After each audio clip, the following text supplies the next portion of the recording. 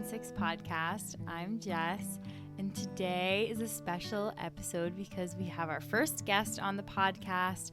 So as my co-host today, instead of Marissa, we have my mom, Patricia, or Patty for short. And so Marissa and I are both home with our families right now, and so we decided to take this opportunity to have a guest on the podcast for the first time, which is something that we've been interested in doing, like having friends come on and talk about something that matters to them. So we're doing that for the first time today, and we're going to be talking about comparison and just the culture around looking back at the generation before you and seeing what they've done and trying to mimic it. And I'll get into a little bit more of this later. But first, we're going to start off with our roses and thorns. So, Mom, say hi. Hi. Nice to be here. What is your thorn of the week? Ooh, easy. So our dog, Penny, has been sick, and she's kind of giving us a fright with sort of almost like a moody sickness. Some days she's better than others, but there's been a lethargy and twice back and forth to the vet, and it's been very worrisome. So I would say that's definitely my thorn. That's also my thorn. I was going to say the same thing. It's been very I've been teary about it. I had to hold her in my jacket and calm her down the other night 'cause she was shivering, and we didn't really know if she was shivering because she was cold or because she was anxious or because she hadn't eaten all day and was having a hypoglycemia episode. She was just inconsolable.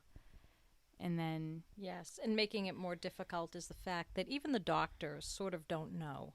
Yeah, they're sort of not sure, gee, why is she having episodes of shivers? And she just looks so not like Penny. She just looks scared and really old.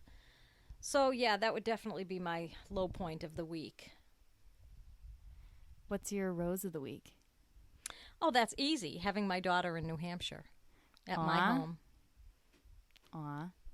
Yeah, so we definitely share the same rose, and I mean the same thorn. And I also would say we share the same rose. But I think for me, it's not just coming here, but it's also just I feel like a completely different person. I feel like my activities are completely different here than they are in the city.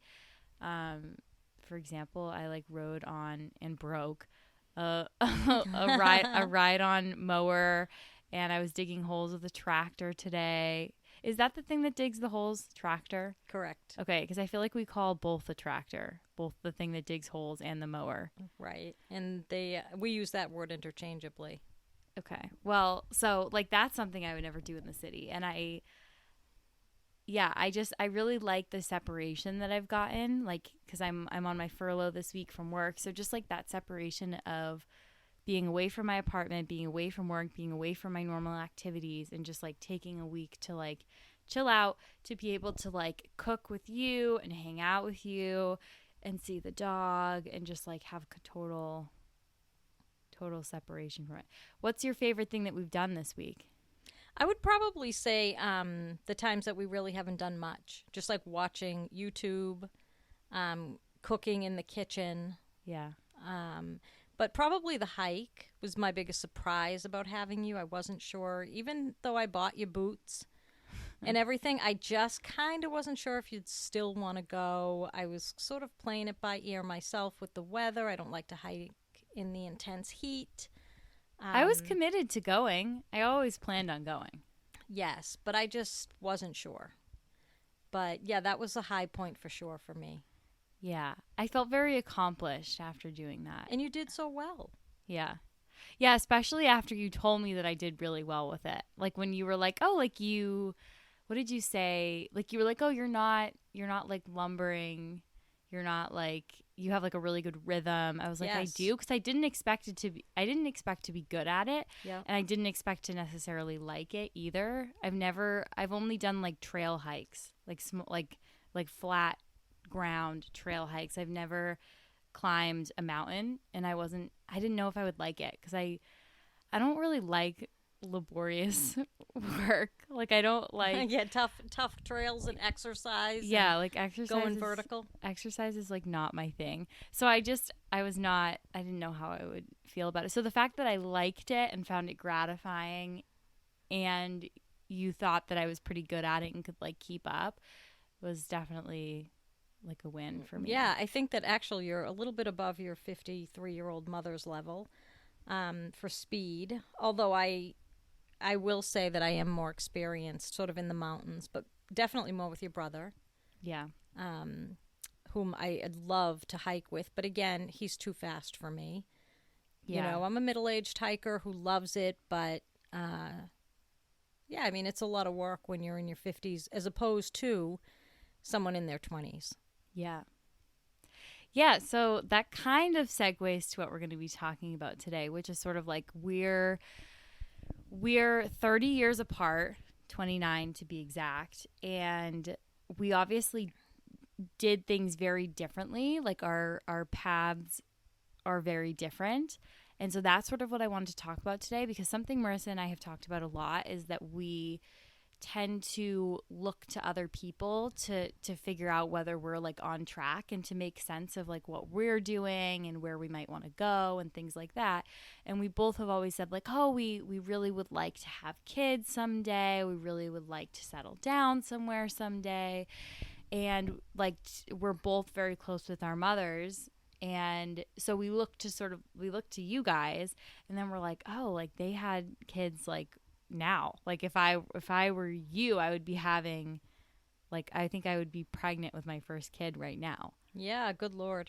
And and you've always said to me like, oh, don't do that. Don't follow my path, or you don't need to follow my path. And it's true. And I did something totally different than you. So I wanted you to talk a little bit about how you got here. So you graduated high school in 1985. I did. And then what? And, you know, I grew up in a home where, like, secondary education was just never really even mentioned. Nobody talked about me going to college. It was like, so you're going to get a job, and, you know, you can be a secretary like your sisters or a receptionist. And, you know, we'll help you get there. But, like, there was no ambition behind me. You know, there was no, like, fuel at the back of the rocket or anything.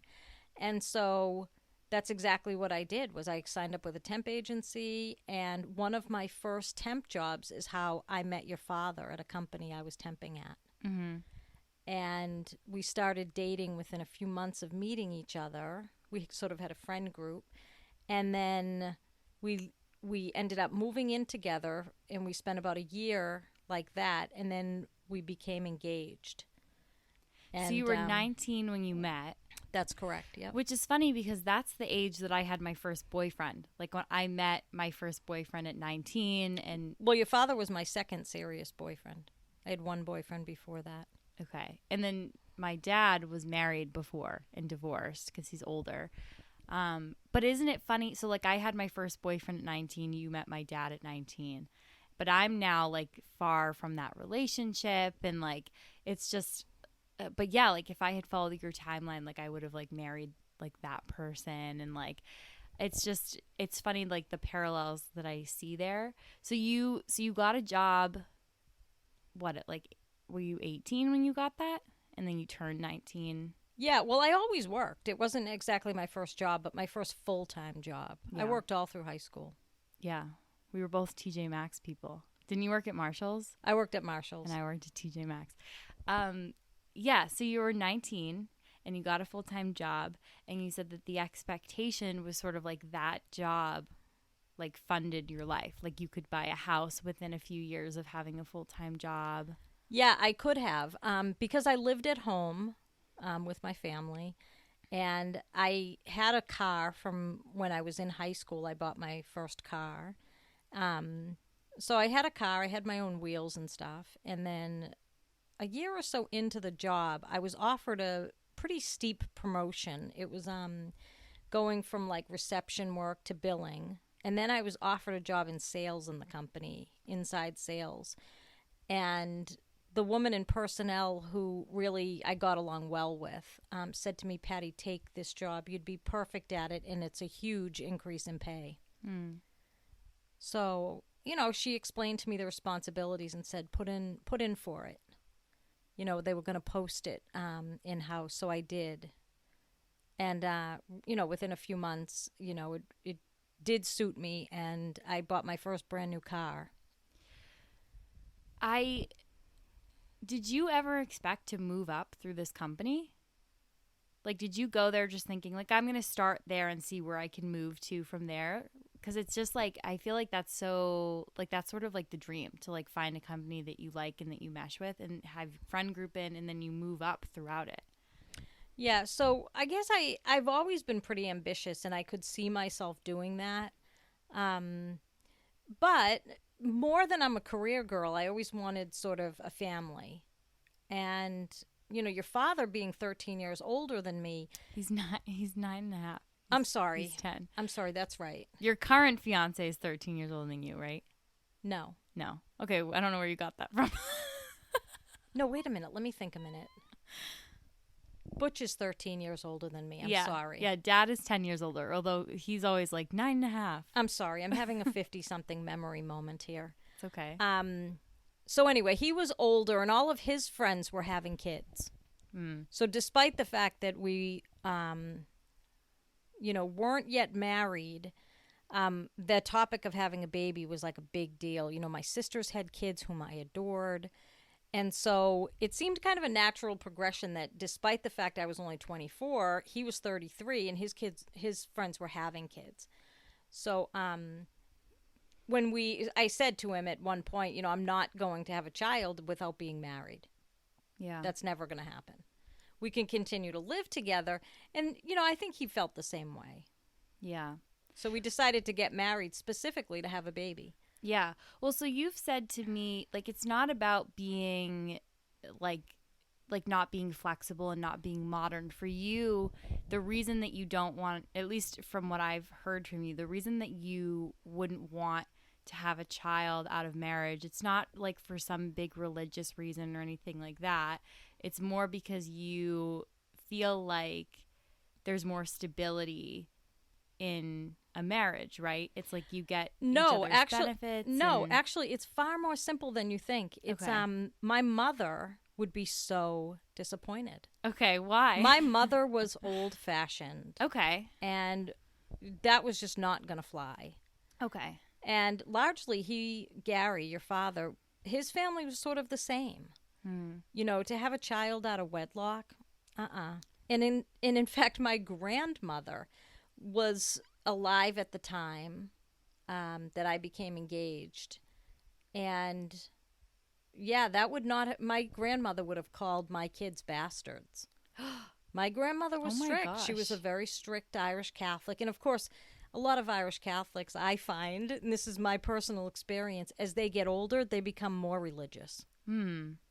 So that's interesting. Oh yeah, definitely. But I never got the sense that that's how you felt about it. The kids out of wedlock, are bastards. I got the sense that for you, it was like if you're married, it's like it's a more stable, because the parents are I don't know how to explain this in like a really like nice and PC way, but it's like you get each other's benefits and things like that, and there's just automatically more of like a family unit thing where it's instead of being like an illegal contract. Instead of being individuals who have a child together, there's like something legally binding you, and that's always the vibe or the understanding that I had of your feelings about it, because you've also said to me and Matt like, oh, I'd really like you to not have kids out of wedlock, because you just feel like it's if you've already been married, then it's a more stable environment, I guess. Well, I guess it's not really about the marriage so much if you're going to have a kid. I think it's more about the raising of the child, and two stable people are better than a crumbling marriage. Yeah. So of course, no, I think that's but ideally you've got a 2-parent home, because I think raising a kid deserves the most careful planning. Yeah. I just simply don't think accidental pregnancy, especially in this day and age, could ever be considered ideal. Yeah. Well, that's something you've also really stressed to me, is that you can't or you shouldn't have a child that you're not ready for. It's so simple to avoid. And yeah, so you should. And I feel like, I don't know. I think that's, I'm losing my train of thought, but the point is, yeah, I think that that's something you've really stressed to me, and it makes sense to me why you wanted to marry Dad before you'd have a kid with him. So you got married at 24. Yes. And you had my brother at 25. Yep, about 10 months later. Just to clarify, I was not expecting. You were not expecting at the wedding. That's correct. Yeah. Yep. But when you got married, was the idea we're going to have a kid right away? Because that was the whole reason you really wanted to get married and have a kid. And you never know. I mean, it may take years to have a baby. Right. So you immediately were like, okay. And what did you, at the time, were you like, wow, I'm going to be 25 and have a baby? Was that, or did it just feel natural to you? Especially because your mom started having kids. I think we did the math and figured out around 22, something like that. Okay. She got married at 18, and then she had 7 kids in 14 years. Oof. Yeah. That's what she told me. According to the middle school book, the scrapbook I put together about her, she told me that she had 14 kids. Yeah, the one you interviewed 7 kids her. in 14 years. Oh my God. Yeah, the one that you interviewed her for. Yeah. I don't know. I don't remember, quite honestly, what my thought was. Just that I was really happy that I could have a baby. And there was no question in my mind. I really wanted to stay home and take care of my baby. I had a really good paying job. I made as much as your father made at the time. But I really just wanted to be a stay-at-home mother. Yeah. Did you feel like the same path was emphasized for your brothers? Because you've talked about how, for your sisters, it was also sort of you can get a secretary job like your sister, and we'll help you do it. But what was encouraged of your brothers? The same, an entry-level job. Yeah. I don't know if my parents may have thought that, there's just no way we can afford to put you through college because there was no money. Yeah, but there also wasn't a big emphasis on college at the time. That's right. I was not alone in that. Yeah. You could still, in 1985, not necessarily with an entry-level job, but within a certain amount of time, working full-time, you could buy a car. Within a few years, you could save enough for a down payment on a house. Condos were just sort of coming into vogue, too, around where we were. And, those were a viable opportunity. 2-family houses were another thing that a lot of people were doing. And it's kind of a slow and steady wins the race sort of mentality out there. Not sort of you can have it all right now, and like that, but you kind of were encouraged to do just what your parents did. Yeah. At least in my house. Yeah. Yeah, and I feel like that's not something that I ever got from you and Dad, was you guys being like, you're going to do what we did. It was just sort of you can, but I feel like I always knew I was going to go to college.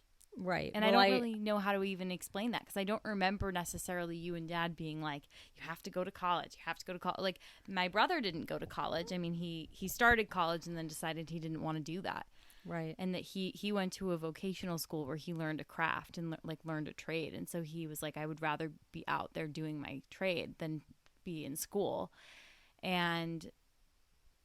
But for me, I always kind of thought I would go to college. And it's interesting how that's what I thought when I didn't have that modeled before me necessarily. I have to assume we probably talked about it, because the fact that I never earned a degree has always been a regret.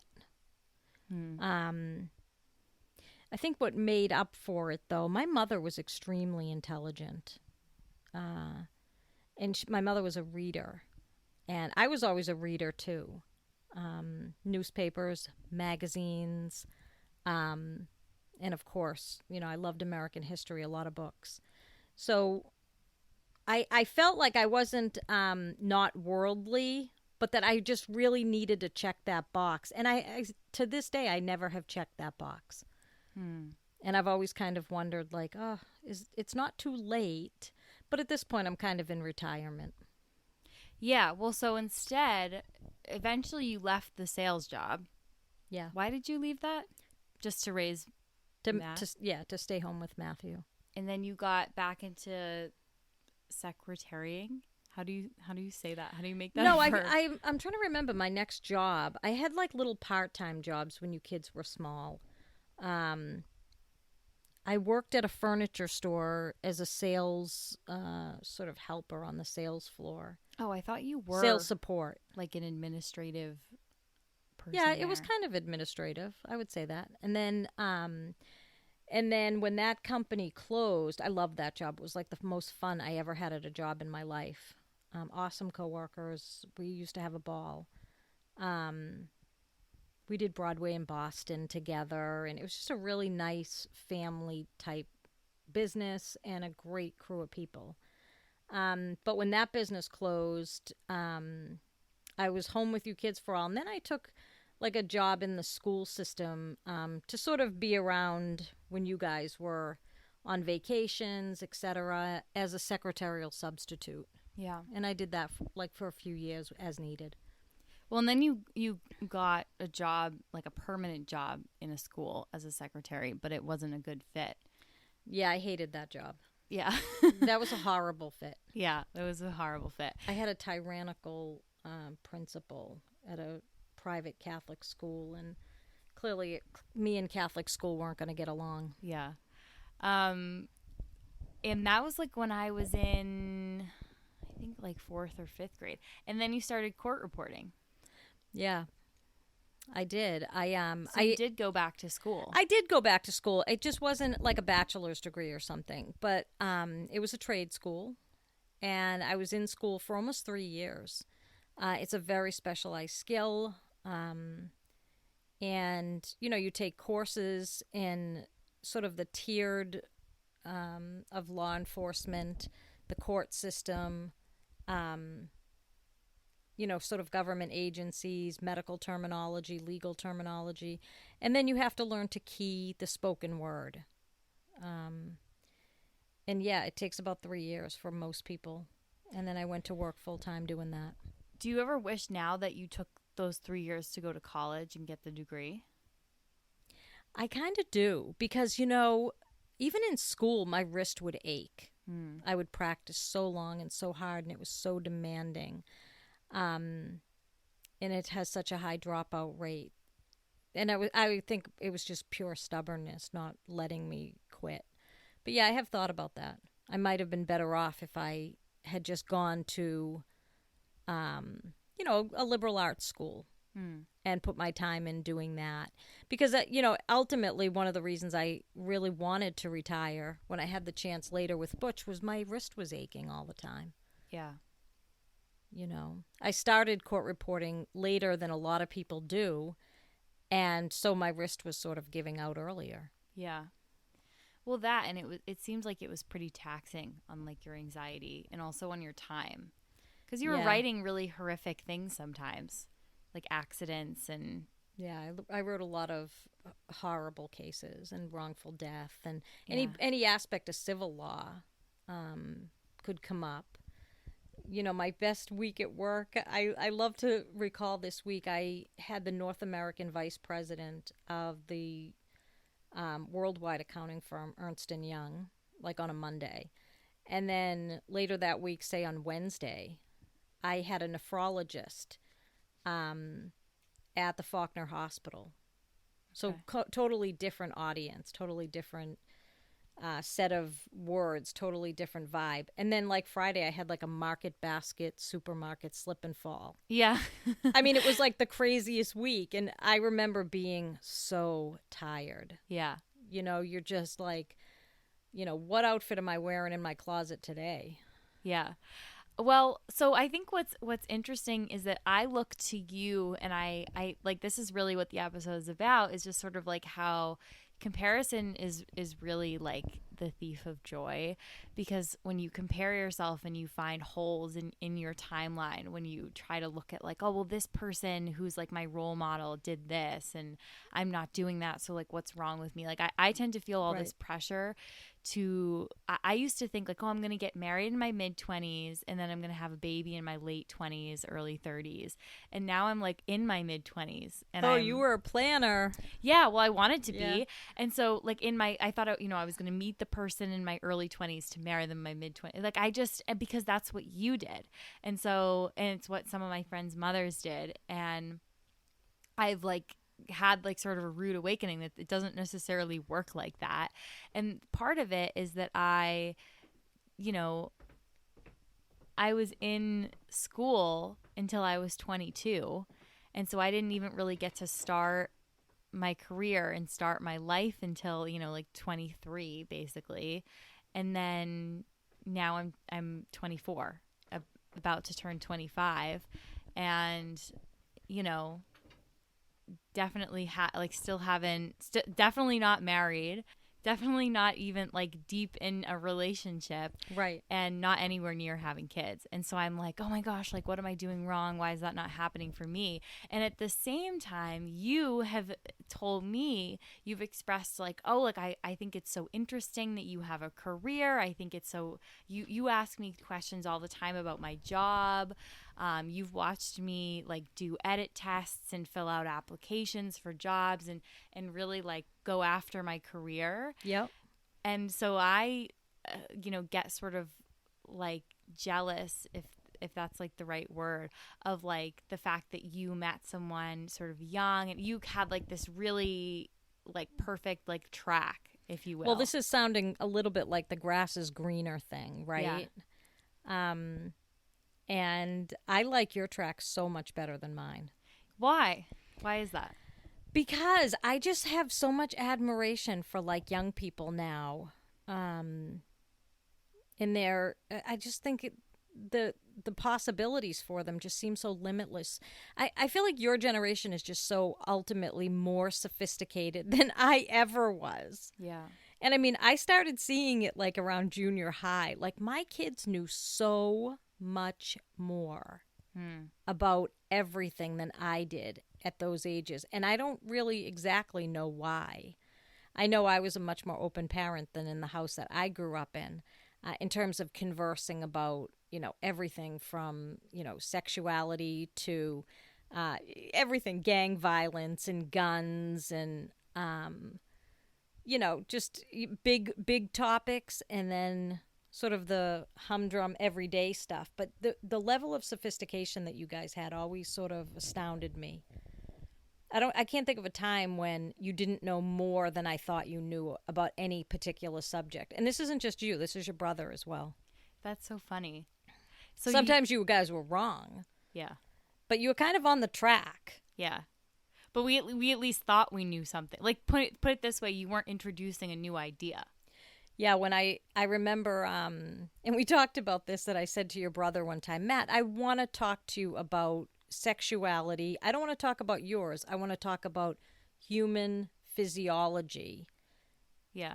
As it pertains like to boys your age. Yeah. Mom, you don't have to talk to me about sex. Peter and Paul already taught me everything that I need to know.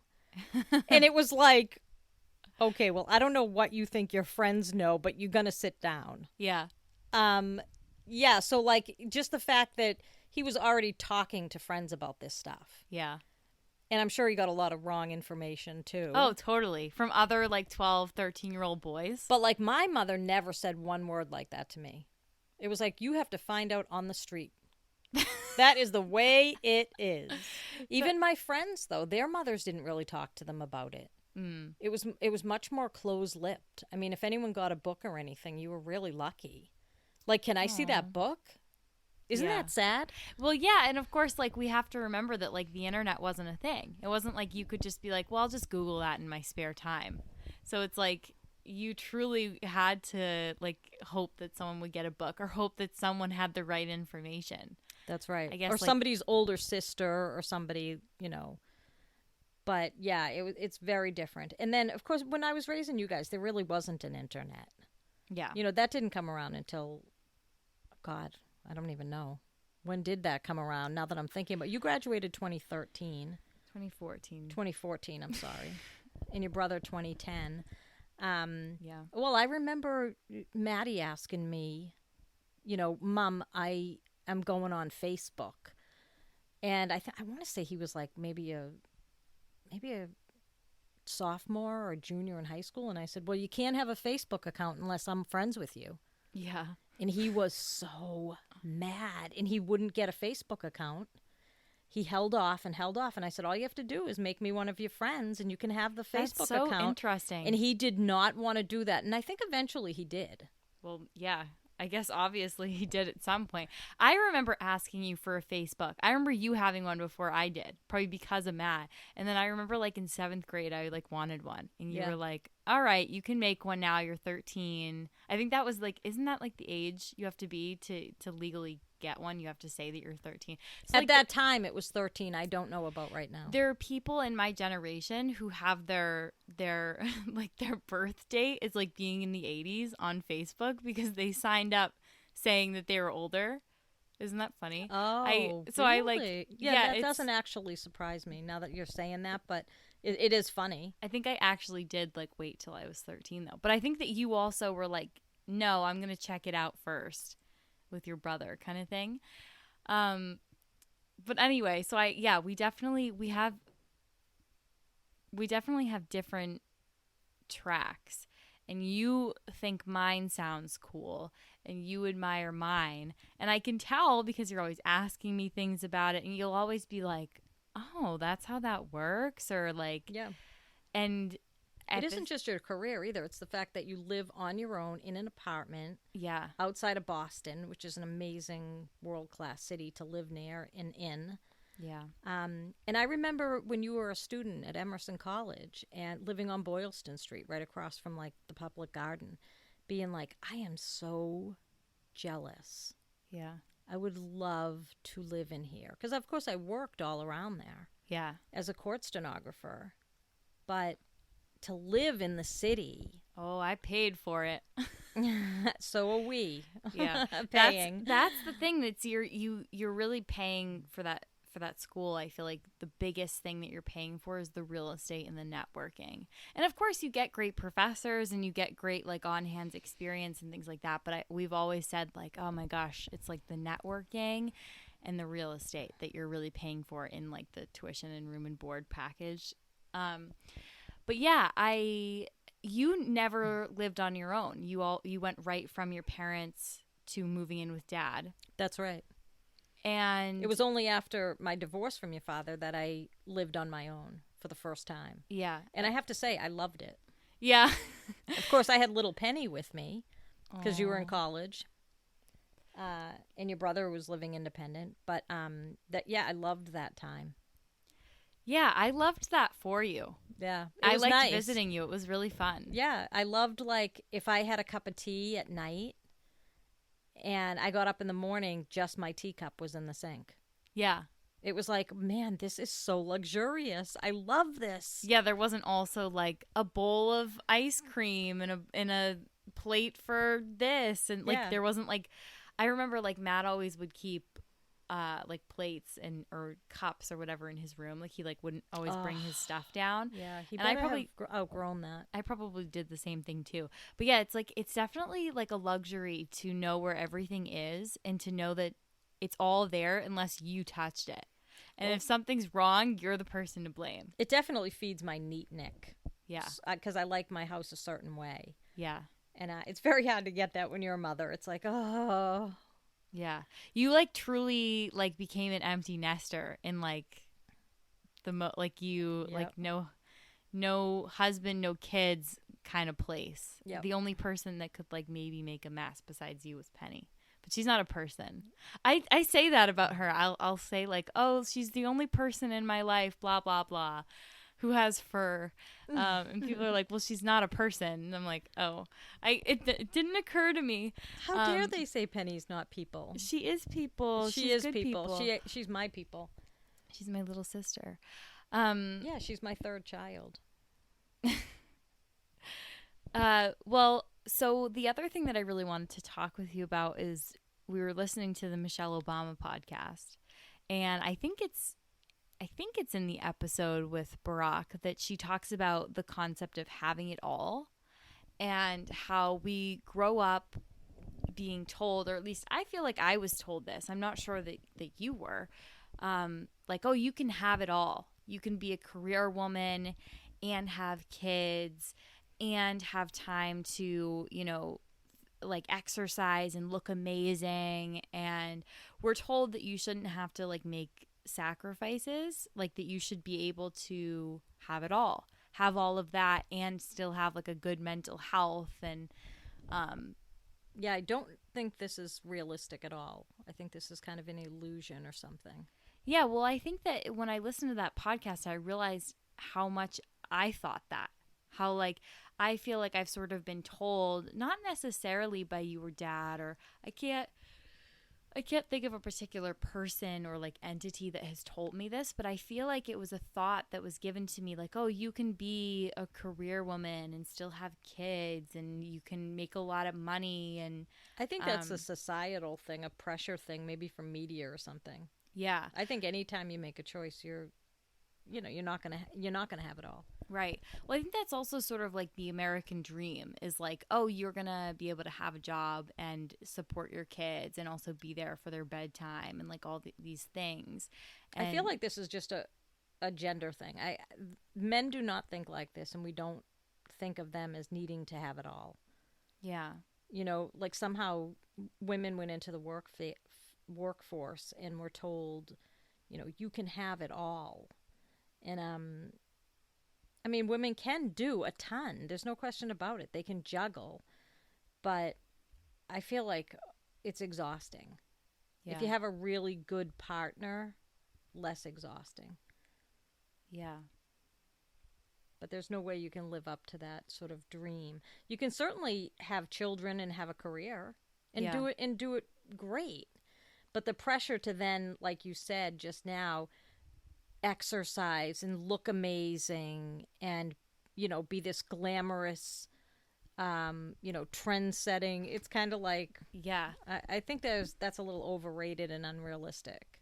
I feel like for me, part of what perpetuates that is like influencers, and I'm like putting that in quotes, but like that is what they're called. Like, yeah, we didn't really have those, right? People who are on YouTube and on Instagram and whatnot, who part of the reason they're able to do all that is because their job is Instagram or is YouTube. So they're making money from showing you their life. Right. And so it's almost like you're seeing their life and seeing, oh my God, they have all these amazing things. But it's like that kind of is their job, is like to have amazing things and show them off. And a lot of those things are given to them. That's right. And they're also like getting sponsorships from those companies. So the company will be like, oh, pick out stuff you want and then integrate it into your video. So they're getting free product and getting paid to put it in a post, a blog post, or I follow one blogger really consistently. And I think she's so intelligent, so smart. I love her name. Yeah. And, I really admire what she's doing. In fact, I've learned a lot because she puts tutorials out. Yeah. For example, like how to crochet. Her name is Miss Mustard Seed. Yeah, I love her. And she's terrific. But like I even like her photography skills are really admirable and everything. But she sets up her house for photo shoots. Right. And I have a really nice house too, but it's never photo ready. Yeah. And I don't put pressure on myself to try to attain that level of perfection or something like that. I think that's why, like, before blogging and everything was Martha Stewart. I love Martha Stewart. She's somebody that I totally idolize. She really upped domesticity. Can I tell you, I still don't know if Martha Stewart is like controversial because she went to jail and I still like don't know why. It's one of those things. Insider trading. They got her Okay. for insider trading. She didn't do anything that isn't done like every single day in this country by men.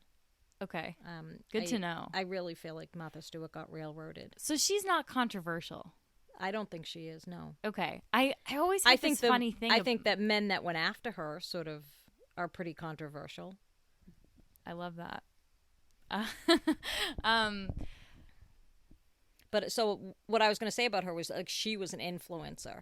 And but I think she raised the level of sort of wanting to be a really strong domestic and everything to a great level. And she did everything so beautifully and everything. She was like someone to sort of look to aspire to be like if you wanted to be, sort of a stay-at-home, cook, decorator, you name it. And I still love her to this day. She's one of my absolute role models. But never, ever did I have my eye on being exactly like Martha Stewart. Yeah. Like whether it's an influencer or Martha or a celebrity, whatever, they have a ton of help behind the scenes. Right. And it's like you just cannot realistically think you're going to have all that. Yeah, the most you can do, it seems, is take inspiration and take pieces. Like if you see them do something that you like or have something that you like and you're like, oh my gosh, I've been looking for something just like that. Oh, now I know how to do it, or now I know where to buy it. Yep. Or, I kind of want to like aspire to get my room to feel like this or maybe look like this, but maybe on my budget. Like that's something. But I think that, yeah, like comparing your life and assuming like maybe you have like a Martha Stewart looking home, but then recognizing that like it's not going to necessarily always look like that. I find that I remember being little and I loved, do you remember the PB Teen catalogs? Yes. Do you remember I used to go through and like circle things I wanted? Yeah. I was obsessed with having my room look like a Pottery Barn ad. And what I realized is that my room didn't look like that. Like physically it couldn't look like that because all of the rooms in like PB Team were like a perfect square. And my room was sort of like an L shape and had like slanted walls because it moved with the roof of the house. And I remember being like, why does like my furniture doesn't fit in this arrangement? Right. And I feel like that was my first time like getting influenced. Like that was my first time getting like bamboozled by an ad. And still to this day, I feel like I look at people my age. There are a ton of people in their 20s who are influencers who have beautiful home, like they're, or not even necessarily homes, like they're living in a studio apartment by themselves in New York City. They're able to try restaurants. They're able to get their nails and hair done. They're able to, buy new clothes, and just like it seems like they have this life, and it seems so creative too because they're doing things that are very like visual, like they're making videos and editing, so it's like got this creativity thing to it, and everything about it I find like so alluring and so fascinating, and it really sucks me in to watch it. And I'm always like, why can't I do that? And then I'm like, oh, well, first of all, I could if I wanted to, but it's I like put it this way. I think you could too. I said to my friend the other day, I was like, sometimes I forget that I don't have their money. So like I'll see something and want to buy it, and then I'll be like, oh, it's expensive, I shouldn't get it. And then I'll be like, well, they got it, so like I shouldn't feel guilty about it. Like they're my age and they bought it. And then I'm like, okay, whoa, but we don't live on the same budget. Like we're 24-year-olds and we have very different budgets. And they probably got it given to them too, right? I mean, there's no way to know if they paid for it or if they got it for like cost. Right. Or something like that. So, it's the comparison thing that definitely steals joy thing. Totally. Yeah. You just cannot compare like that. And going back to sort of like comparing in terms of like romance and having kids, I do the same thing with people online. Like I see them in relationships and they seem so happy that I'm like, oh my gosh, like that's what I'm supposed to be aspiring to, is like the happiness that they put in this photo and in this caption. And then I'm like, well, I don't feel that happy. And I feel like my whole last relationship was me comparing it to other relationships and also my own feelings about people that I've had in my life. So like not necessarily people I've like had a crush on. I'd be like, oh, well, like, do I feel about this situation how I felt about that? And like, well, this person seems so in love and she like is ready to get married. Why don't I feel like that? I've been with my person this many years and I don't feel like that. And it totally like robbed me of like a just like smooth sailing, like non-anxious experience. Well, that's the perils of the internet. I mean, you guys sort of grew up in it, right? I mean, since you've been, an older teen, it's been a presence in your life, and in fact, it just keeps getting more and more and more intense. Yeah. And sort of somebody my age, 53, comes to the internet fully grown. Yeah. Fully mature. So I can sort of see it for what it is. Yeah. I see friends trying to project a certain image on Facebook, and it's almost laughable because I sort of know who they are in true life. Yeah. And, sometimes it does not mirror what's on social media at all. Yeah. And it's kind of an interesting and weird thing. The whole of social media. It's you have to sort of almost be willing to participate in it with a grain of salt.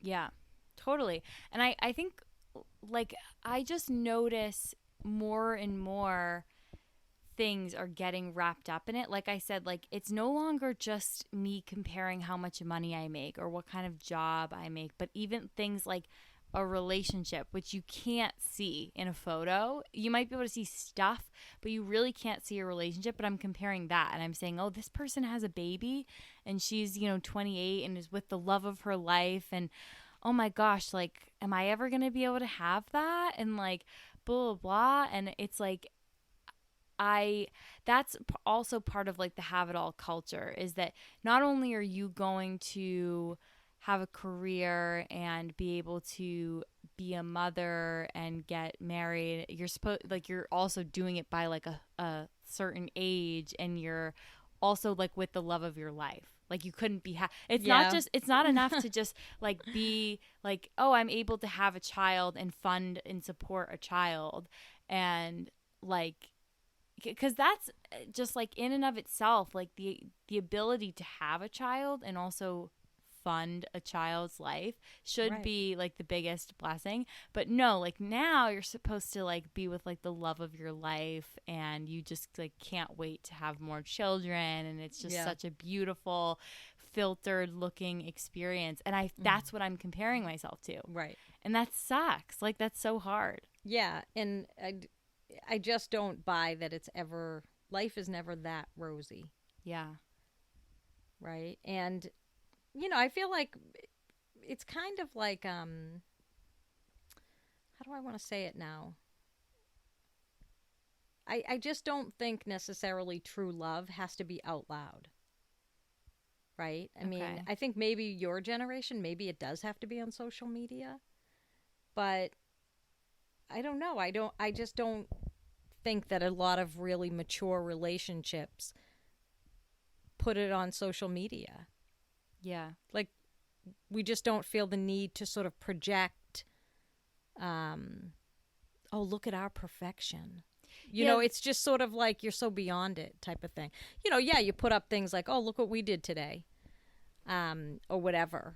But it's like, I think that's a function of a younger generation. To sort of project an image of, look at me, look at me. Well, I feel like we're like, I feel like if I could give it a name, it would be like the validation generation. Like we need you need your likes. Yeah, we need constant validation, whether it's through likes and comments, and just putting something on social media makes it seem more real.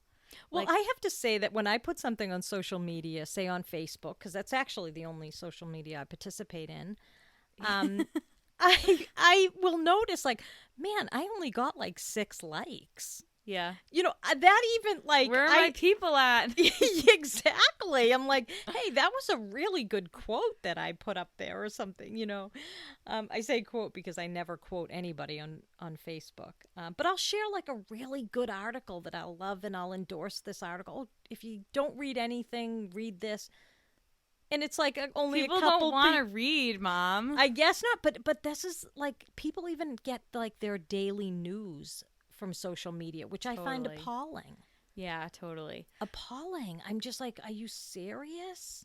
I almost do too. I feel like I learn a lot through Twitter about what's happening in the world, but it's not necessarily purposeful. Like I don't go to Twitter. I'm not like, what's up with the news goes to Twitter. But like I feel like I learn a lot about what happened through Twitter. But here's the thing. My Twitter is not just like people I'm friends with and like influencers or like whatever. Like it's not like that. Like I follow a ton of news organizations and like reporters Because you're a journalist. because right? right. So like not only do I follow a bunch of people from USA Today, but I follow a bunch of people from, Channel 7, Channel 5, just like they're reporters and also like the stations themselves. I also get like news alerts on an app. So on my phone, I'm constantly getting news alerts. So I know when, what the COVID case number is. I also know if there's going to be a thunderstorm. I also know if there was a fire in such and such town. So it's kind of like I'm always getting little bits of news here and there. Right. But yeah, I mean, you're right. I mean, I think social media can send you to a reputable news outlet. You know, I'll get like even like a friend will share an article or something like that. Like, oh, this is a really good read. And it'll be, I hate when it's the New York Times because they block you. I don't subscribe to the New York Times. I know. And they won't let you read it. I know. So I'm forced to ask my friend, oh, can you just tell me what's the gist of this? Yeah. That's kind of funny. Like paywall, I get paywalls, but they should like stop doing them because you can always get the same news somewhere else. Otherwise, wouldn't it be like a monopoly? So it's like, obviously they're going to have the same bit of news, but of course if you like a certain writer or if you like the style of the New York Times, then of course like that stinks. Yeah. But there is a way that if you delete your browser data or something, it like resets it, so it won't know how many times you've been on it. Oh, so you know the tricks. I don't know any tricks. I still don't know what cookies are. Yeah, I can't. I don't get the cloud. I don't get cloud technology. I don't understand that. I don't. But really I like either. my limited world with social media. My limited interaction works for me. Yeah. I don't want to be on it any more than I am. You know, like when you're in this, I don't know how to verbalize this. Do you know when it's like you don't know how to explain something outside of the confines of it. I don't know how to, this is a bad tangent to go down, but I feel like things like cookies and the iCloud, like when I'm in that world, I can like explain it. It's almost like I can speak the language of it, but when you take me outside of it, I don't understand it. Like I'm like, yeah, you're right. Like I don't actually get what cookies are. Like I can talk about them in the way that I'm like, oh, it's that thing that comes up on your computer and it counts it. But like if you ask me like, but why? I'd be like, I have no idea. I don't know why cookies exist. Yeah, no, I get that. That's just user information. Same with like you don't the need iCloud. You don't necessarily need to know. Yeah. You just need enough to be able to manipulate around it. Yeah. Well, we're coming to the end of the episode. We're almost at an hour. That was fast. Yeah. Right before the episode, she was like, I have hiccups. Can we start in a few minutes? What did you think of recording?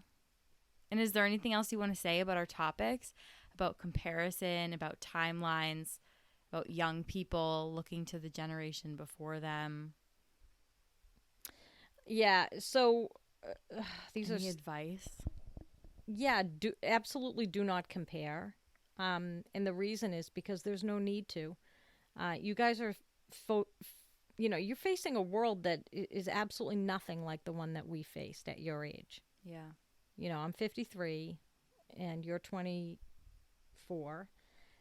And Are you 25? No, Wait a minute. I'm sorry. I am 24, but I in my head now, there's a certain I think it's around like August, September that I start rounding up, which is so funny. Oh, okay. So I guess I do the same thing. No, you probably get it from me. I do get it from you because you'll start being like, you start calling me whatever age I'm turning, probably like a couple months before my birthday. Yeah. So my birthday's in November, so I feel like you start calling me 25 around like September. So Yeah. I start calling myself 25. So then by the time I get to 25, I feel like I should be 26. Oh, it's so messed up. But then I gain a year because I'm not 26. But what's funny is that Marissa rounds down. So the other day, Marissa goes, she looks at me. We're sitting with our friends and she looks at me and she goes, how old are you? And I go, 24. She's like, okay, good. So I'm 23. And she says that to our friend Maddie. And I go, Marissa, no, you're not. You're 24. And she was like, oh my God. Wait, what? I never heard anybody round down. Yeah, well, that's what's funny. That's interesting. She just turned 24 in June. And it was almost like she just hadn't like fully registered it yet. And so she like, when she heard that I was 24, she's used to being like a year younger than me because for 7 months of the year, she is like the year below me. But it was just funny, and she was like, "Oh my God, I've been rounding myself down. I've been 23 in my mind for the last like 2 months, but I've been 25 for the last like week because since I've been here, I feel like you've called me 25 a couple of times." I probably did. Yeah, just don't compare your generation to mine. That's my best advice. I mean, I think it's nice to look to the past, to sort of your roots or whatever like that, but it's just so different now. Yeah. It's so different. You guys have so much that you're dealing with that. I mean, I just think about like global things like climate change. Our generation has completely failed on it. Yeah. And it's going to have to really begin with you guys. Yeah. Gun violence. Our generation has completely failed. It's going to have to be another generation of young Americans coming up that fixes that problem. Yeah. Racism, the American scourge of racism. Not just American, but it feels uniquely American that we just cannot solve this problem. We just have not made enough strides fast enough to really free people. And it's going to be your generation that has to take up that mantle. You guys have a lot to deal with, a ton. Yeah. Student loan debt is something that really bothers me for so many young people.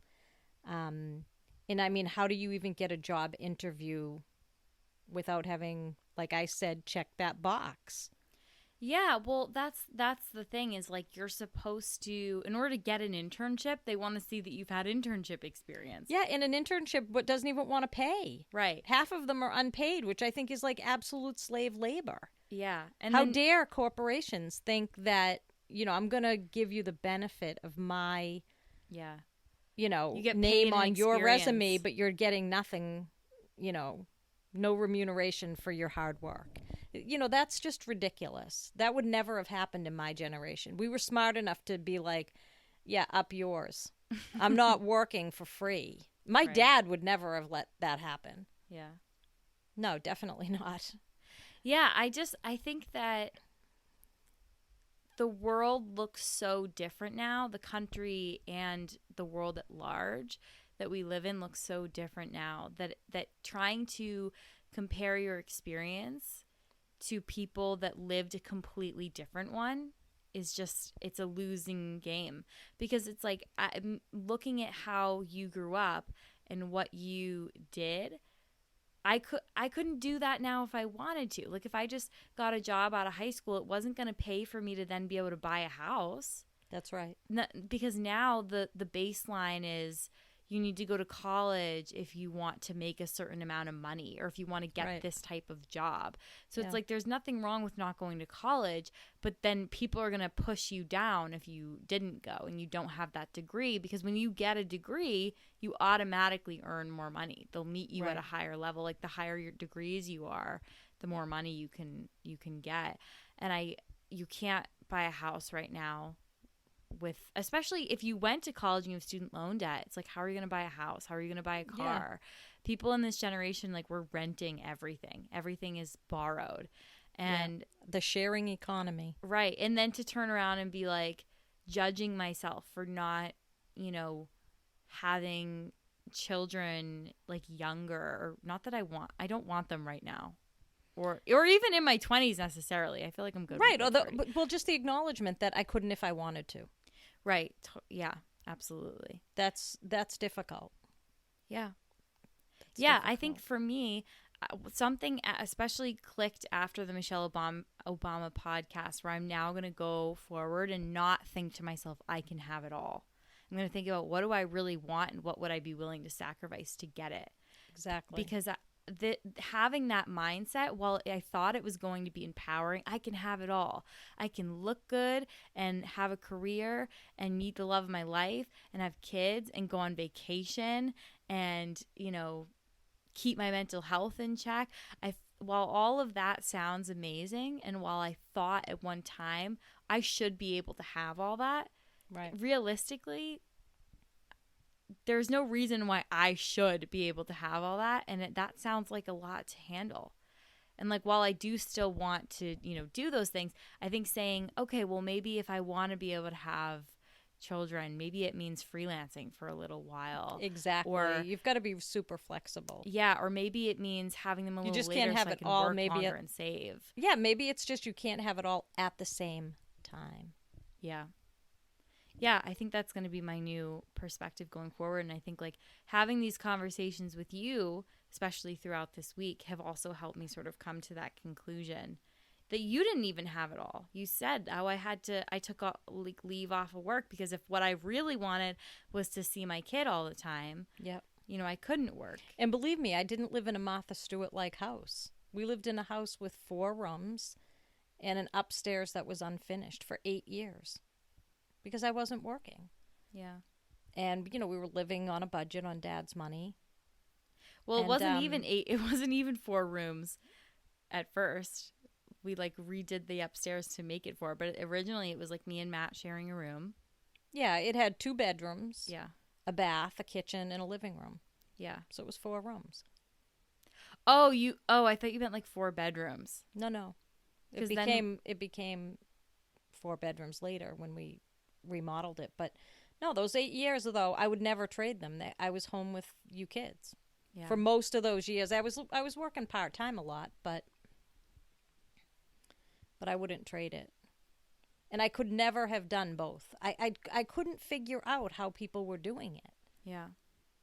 I mean, I didn't really have parents that were physically well enough to mind my kids. They both had health problems. So did your father's parents have health problems. Daycare was not as common as it is today, and it was still at that time very expensive. Yeah. So, yeah. I don't think that it's easy to have it all for women. Yeah. But hopefully, you can have it, like I said, kind of just not all at the same time. Right. You can have it all, but you just can't have it all at the same time. Yeah, I think that's comforting. Because maybe you don't even want to have it all at the same time. Maybe if you did, you'd just be so overwrought. It's like, maybe we're not meant to do that. Right. This has been a good conversation. Always with you, always. Okay. Well, we'll sign off here. I hope you enjoyed this episode with my mom. If you did, please don't forget that you can... I never do this at the end. Me and Marissa are usually cracking up and being silly at the end. But don't forget that you can... Rate the podcast and leave a review on Apple Podcasts, and you can follow us on Spotify. You can go follow us on Instagram. You probably already know this if you're listening. But thanks for listening. Thanks for having me. Bye. Bye.